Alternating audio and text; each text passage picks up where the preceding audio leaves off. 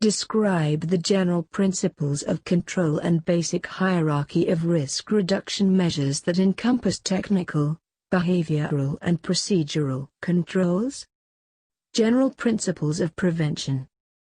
There are some general principles of prevention that can be applied to eliminate hazards and reduce the risk in the workplace. These principles rely on the correct selection of technical, procedural and behavioral controls. 1. Avoid risk. 2. Evaluate risks which cannot be avoided. 3. Control hazards at source. 4. Adapt work to suit the individual. 5. Adapt to technical progress. 6. Replace the dangerous with a non-dangerous or less dangerous. 7. Develop logical overall prevention policy. 8. Give priority to collective protective measures over individual protective measures. 9. Give appropriate information, instruction, training and supervision to employees. Avoid risks where possible. Evaluate risks which cannot be avoided, through the risk assessment process. Control hazards at source. By going to the source of the problem directly. For example, if there is noise hazards in the workplace, tackle the source of the noise. Adapt work to suit the individual. By applying good ergonomic principles to job and workplace design, by job rotation. Replace the dangerous with a non-dangerous or less dangerous. By substituting one hazard with something less hazardous, for example, replace a corrosive chemical with one that does the same job but is classified as less irritant and less harmful. Develop a coherent overall prevention policy. By consistency using the same approach across the whole organization. Give priority to collective protective measures over individual protective measures.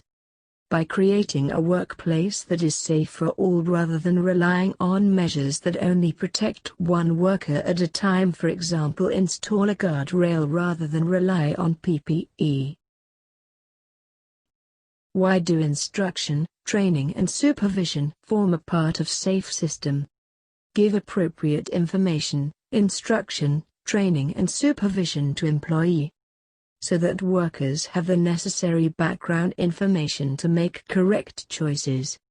When selecting control options, form these general principles of prevention. You should be aware that preventive measure can be categorized as 1. Technical. 2. Procedural. 3. Behavioral. General hierarchy of control. The following elements make up the general hierarchy of control. 1. Avoid risks. 2. Elimination, substitution. 3. Reduce exposure or the time of exposure. 4. Isolation, segregation. 5. Engineering controls. 6. Safe system or work. 7. Training and information. 8. Personal protective equipment. 9. Welfare. 10. Monitoring and supervision. Avoid risks. Risk avoidance is simply to avoid completely the activity giving rise to the risk. Elimination, substitution. If a hazard can be eliminated, then the risk created by the hazards disappears. For example, hazardous substances can sometimes be replaced with materials which do the same job but present no risk to health. Reduce exposure or the time of exposure. If the degree to which a worker is exposed to hazard can be reduced, then that worker is far less likely to have an accident with that hazard. Isolation, segregation. Isolation. The aim is to isolate the hazard physically so that nobody is exposed to it. For example, acoustic enclosure of a noisy machine to reduce the noise exposure, guards around moving machinery to prevent contact. Segregation. refer to the idea that certain hazards must not be accessible to unauthorized workers. For example, in a workplace with radiation hazard, only authorized person should have access only. Engineering controls. Engineering control involves use of an engineering solution to prevent exposure to the hazard. Engineering control also refer to the inclusion of safety features that ensure that the item is used in correct way. For example, interlock switches are fitted to movable guard on machinery to ensure that when guard is open the machine will not work, but guard is closed it will. Safe system of work. Safe system of work procedure helps to eliminate hazards or minimizes the risk associated with them. Training and information. Training is instrumental in enabling employees to become competent. Personal protective equipment. Equipment or clothing that is worn or held by a worker that protects them from one or more risks to their safety or health. It is duty of employer to supply suitable PPE where risk cannot be controlled by other more effective methods. Ensure that when two or more items of PPE have to be worn together they are compatible. Provide suitable storage for PPE. Provide information, instructions and training to workers on the PPE they will wear. Enforce the use of PPE. Replace or repair damaged or lost items. Welfare. Welfare facilities include the provision of toilets, washing facilities, clean drinking water, rest area and clean place for eat meals. Monitoring and supervision. Monitoring. For maintain surveillance over something by periodic observation or measurement and inspection to ensure that they are using prescribed safe working method. Supervision refers to routine inspection and surveillance or workers or concerned direct line management authority to control behavior. Define a safe system of work. Safe system of work. A safe system of work is a formal procedure based on a systematic examination of work in order to identify the hazards. It defines safe methods of working which eliminate those hazards or minimize the risks associated with them. Responsibilities of employer. It is the responsibilities of the employer to develop safe systems of work with the involvement of both competent persons and employees who will be carrying out the work. These safe systems must be documented. What is the difference between technical, procedural and behavioral controls?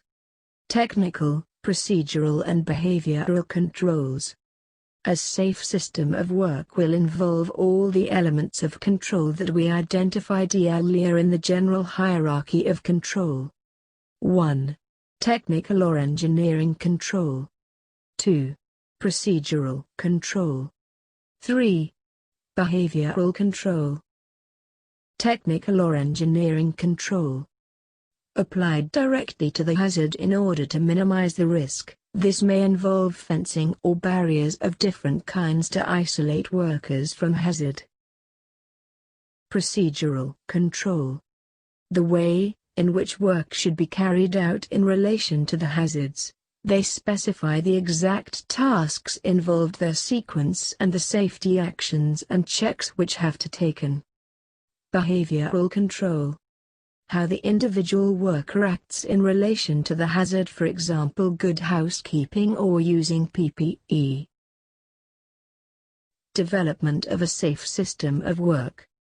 Safe system of work usually developed using the process of task analysis, which involves breaking work down into a series of steps so that hazards can be identified and risk controlled at each step using technical, procedural and behavioral controls.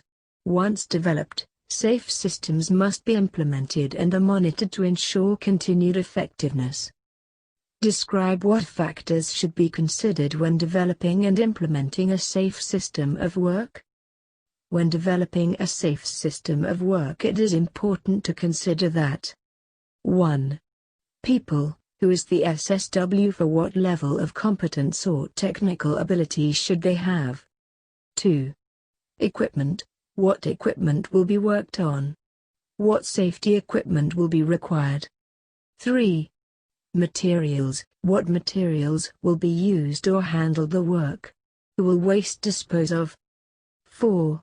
Environment, in what type of environment will the work take place? Useful acronyms. READIM can be used to identify the hazard associated with every step of work. 1. Select the task to be analyzed. 2. Record the steps or stages of the task. 3. Evaluate the risk associated with each step. 4. Develop the safe working method. 5. Implement the safe working method. 6. Monitor to ensure it is effective. Explain the role and function of a permit-to-work system. Or what is permit-to-work? Permit-to-work system. A permit-to-work system is formal documented safety procedure forming part of a safe system of work which ensures that all necessary actions are taken before, during and after particularly high-risk work.